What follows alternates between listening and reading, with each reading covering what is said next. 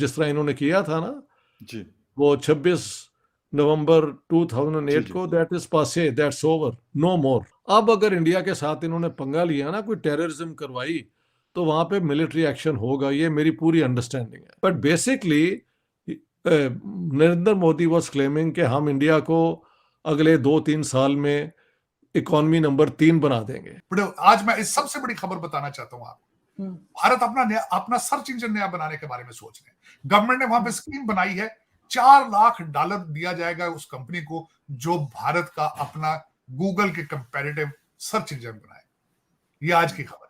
ये पाकिस्तानी बच्चों को पता होना चाहिए, जो ट्वीट पे सारा दिन उर्दू में ट्वीटें करते हैं। खुदा रहा बच्चों इन चीजों से, देखो पड़ोस में क्या हो रहा है। शायद उसको पाकिस्तानी को देख रहे हो तो शायद उन्हें पता चले कि हम किस डायरेक्शन पे जा रहे हैं और भारत किस डायरेक्शन पे जा रहा है। मैं ये सिर्फ बताना चाहूंगा, हालांकि अब कंपैरिजन बचा नहीं है, कंपैरिजन बनता नहीं है। एक दिन पहले अमित शाह साहब ने 2 घंटे स्पीच दी है उन्होंने भी, तो चाहिए देखें। मैं हमेशा ये कहता रहा हूं, मैं समझता हूं कि वाहिद एक पाकिस्तानी हूं जो अपने पाकिस्तानी बच्चों से रिक्वेस्ट करता हूं कि खुदारा बॉलीवुड की गानों के से हट के वो भी सुनो, मैं नहीं कहता, लेकिन वहां की खबरें भी पढ़ो, ताकि हमें भी पता चले कि हमारे पड़ोस में हम जैसे लोग किस तरह तरक्की की तरफ गामजन है, किस तरीके से वो जमहूरियत को बचा के चल रहे हैं, किस तरीके से वो इंफॉर्मेशन टेक्नोलॉजी को आगे लेके बढ़ रहे हैं, किस तरीके से फॉरेन डिप्लोमेसी, अपनी फॉरेन पॉलिसी, किस तरीके से वो एक इंडस्ट्रियल रेवोल्यूशन की तरफ जा रहे हैं, किस तरीके से मेक इन इंडिया मूवमेंट चला रखी है, किस तरीके से उन्होंने नेशनलिज्म को आगे लेके चल रहे हैं। ये पढ़ना बहुत जरूरी है। हालांकि अब कंपैरिजन मैं नहीं करता, क्योंकि मैं करूं तो मेरे कई अजीज मुझे कहते हैं कि शायद मैं पाकिस्तान बैशिंग कर रहा हूं। अब मैं फिर यहां पे कंपेयर करूंगा। आज अल जजीरा की खबर है कि अमित शाह साहब ने वहां पे उन्होंने कहा है कि हम ब्रिटिश दौर के जो गुलामी के जो कवानीन थे उनको खत्म करेंगे, खासकर Indian penal code, criminal procedure और इंडियन एविडेंस एक्ट जो है, इसको ब्रिटिश इरा के उसको हम रिफॉर्म करेंगे। ये तीनों बिल पेश हो चुके हैं। वो उनकी सोच क्या है और हमारी सोच क्या है। My hat off to the Amit Shah साहब इन इंडिया कि उन्होंने इस ब्रिटिश सिस्टम के खिलाफ आज अपना आगाज किया, बगावत की उन्होंने। लेकिन मेरे ख्याल में हमारा इस वक्त किसी इंसान का कोई मूड नहीं है कि पाकिस्तान की बुनियाद रखी जाए। मैंने बड़ी डिटेल के साथ पढ़ा हमारे जो टाटा फैमिली को और पारसीज को मैंने पढ़ा है। ये ना सिर्फ टाटा क्योंकि पारसी, ये अपनी आमदन का एक बहुत बड़ा चंक जो है वो फिलैंथ्रोपिस्ट एक्टिविटीज पे डोनेट करते हैं। ये उनका हिस्सा है मजहब का। अब मैंने मुझे अभी याद है, मैंने आज ही वो रतन टाटा जी का जो उन्होंने सीनियर सिटीजन के लिए प्रोग्राम इंट्रोड्यूस कराया है, जिसमें बुजुर्गों को ग्रैंड पैल्स कहा जाएगा और फिर उसमें यंग लोगों को तरबियत दी जाएगी कि वो उनको जाके डॉक्टर्स अपॉइंटमेंट पे लेके जाएं, उनके साथ सोशलाइज करें और उनका नाम वुड फेलोज रखा जाएगा। मैंने उसको बल्कि मैं उस पूरे प्रोग्राम को जाके ऑनलाइन मैंने स्टडी किया और I got so impressed with it. मैं इंशाल्लाह ताला, this is my promise to you कि मैं इसकी बुनियाद पाकिस्तान में रखूंगा और I will duplicate the same idea from India to Pakistan. लीडरान है या उनकी ब्यूरोक्रेसी जो है, उनमें ये ट्रेंड ही नहीं है कि लंदन सेटल होना है। उनके जो जनरल आर्मी जनरल है, आपने वो अपना रावत साहब का घर देखा था जी, father was army general, he is himself. तो उनके घर में कितनी इंपोर्टेंट चीजें नजर आ रही थी आपको। तो ये मुझे बड़ा अच्छा लगा है। I am a huge fan of Vivek, जो रामास्वामी है यहाँ पे आजकल हमारे जो रिपब्लिकन कैंडिडेट हैं, उन्होंने एक बड़ी अच्छी बात की। उन्होंने कहा कि सिस्टम इतना करप्ट हो चुका है कि अब रिफॉर्म्स नहीं, रेवोल्यूशन की जरूरत है। और जो इमरान खान का जो तजर्बा किया गया था वो दर हकीकत रेवोल्यूशन का ही एक हिस्सा था। तभी बच्चों ने ख्वाब देखे, तभी बच्चे उनके पीछे लगे, लेकिन दुख के साथ कि उनके साथ धोखा हुआ। हमारी मिन्नत, आपकी मिन्नत करता हूं कि भारत के खबरें आप पढ़ा करें ऑनलाइन जाके प्लीज। मैं और बांग्लादेश की भी खबरें पढ़ा करें, भारत की भी, क्योंकि आपको पता चले कि हम जैसे लोग बिल्कुल वो बिल्कुल सरहद के दूसरी साइड पे तरक्की किस तरह करें। लेकिन सर आपको मालूम है कि कई न्यूज़पेपर ब्लॉक कर रखे हैं पाकिस्तान ने। मैंने आर्टिकल लिखा है इंडियन न्यूज़पेपर के लिए और मैं अपना आर्टिकल खुद ही नहीं ओपन कर पाती यहाँ पे क्योंकि ब्लॉक है वेबसाइट।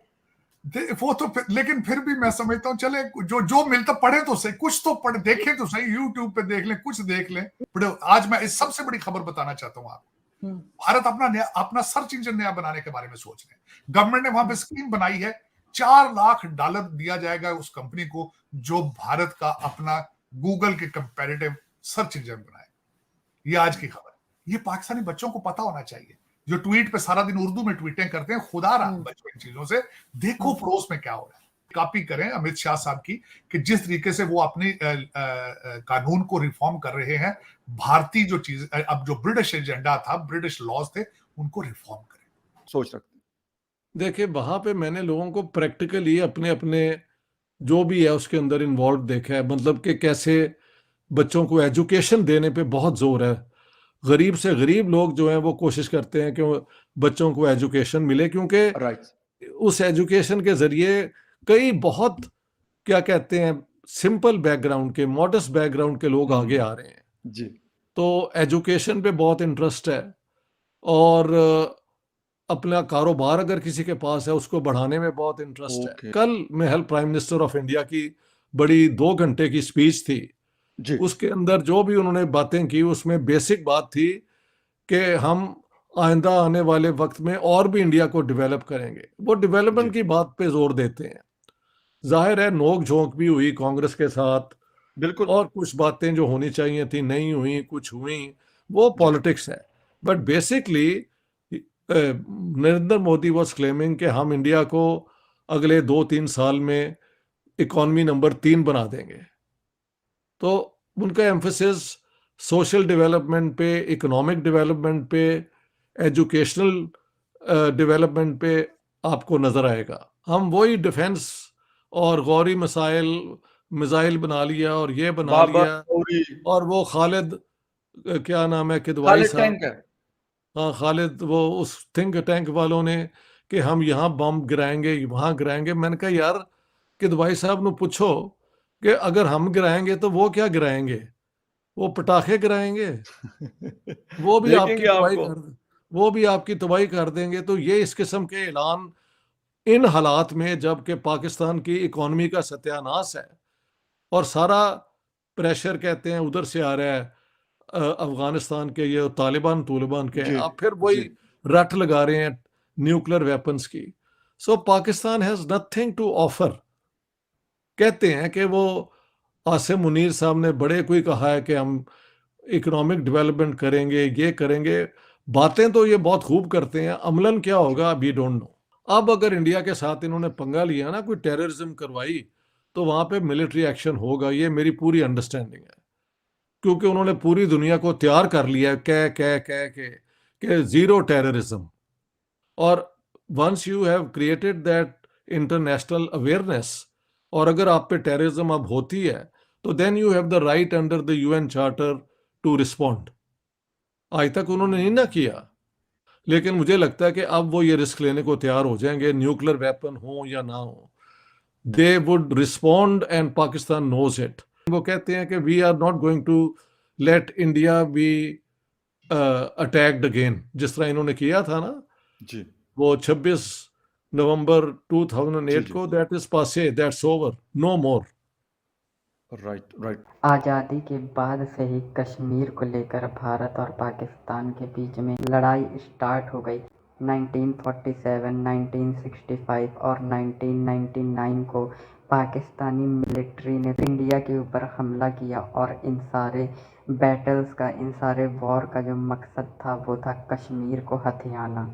जब पाकिस्तानी मिलिट्री हर वॉर हार गई और उन्हें ये पता चल गया कि वो इंडियन आर्मी से नहीं जीत सकते, तो उन्होंने स्टार्ट किया टेररिज्म का सहारा लेना, जिसके बाद उन्होंने भारत में बहुत सारे टेररिज्म एक्टिविटी करी, धमाके करवाए और भारत को अनस्टेबल करने की कोशिश करी। लेकिन बावजूद इसके वो भारत का बहुत कुछ नहीं बिगाड़ पाए।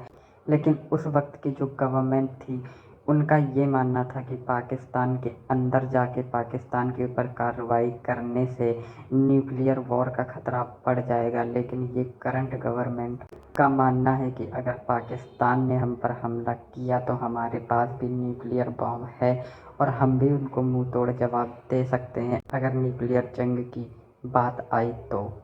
और इस गवर्नमेंट ने ये भी साफ क्लियर कर दिया है कि अगर अब कोई भी 2008 जैसे इंसिडेंट भारत के अंदर हुए टेररिज्म के, तो पाकिस्तान के अंदर घुसकर इंडियन आर्मी मारेगी। जैसे सर्जिकल स्ट्राइक और बालाकोट एयर स्ट्राइक हुए थे, इसी तरह दोबारा कार्रवाई करने पर जो गवर्नमेंट है इंडियन, वो दोबारा जरा भी नहीं सोचेगी अगर पाकिस्तान से किसी प्रकार का भी एडवेंचरिज्म हुआ।